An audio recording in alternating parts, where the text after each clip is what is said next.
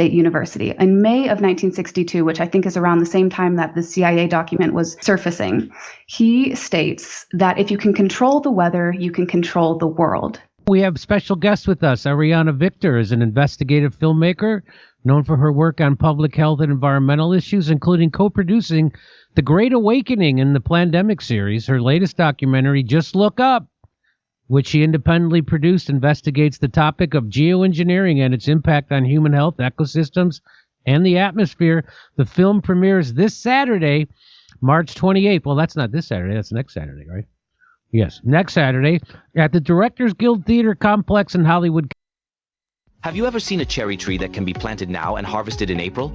Introducing the latest agricultural breakthrough developed jointly. So we got Pete Hegseth here talking about a little bit of the... This girl's adorable. She's got her... I can't even talk. She's got a wisp. She's like, come on, guys. We got to do our homework. Of the funding of the Iranian... Project is due on Friday. We got to delegate who's going to do what project. We got to split it up. Who's good at construction paper? We're going to get an A. Let's take a listen here. That's why you had millions You guys, you're lucky I took notes. of Iranians protesting because they felt. Look at this dipshit.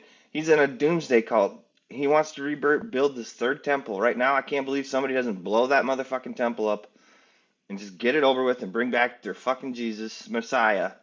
Like their quality of life didn't match what it could be or should be. And what was the Iranian state? There's a reason we call Iran the number one state sponsor of terrorism. Because they took the money they invested in tunnels, and they invested in missiles, and they invested in launchers. And It's because we come in, they've been 20 years or 50 years we were going to come and take them over for Israel. That's what they're on, you not knowing.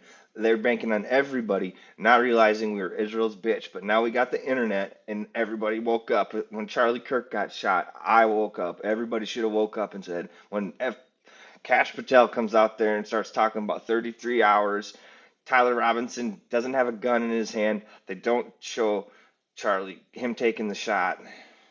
Fuck these lying motherfuckers. We got to take them down. UAV, $200 billion. I think that number could move. $200 billion. Obviously.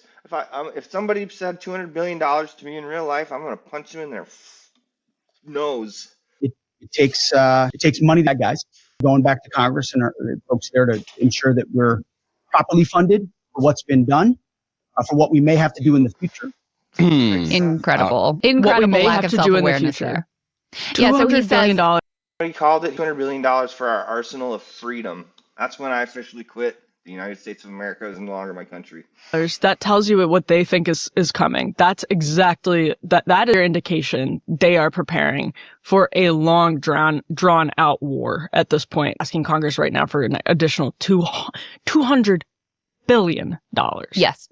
And I think I saw some stats yesterday that's more than we sent to Ukraine in 4 years.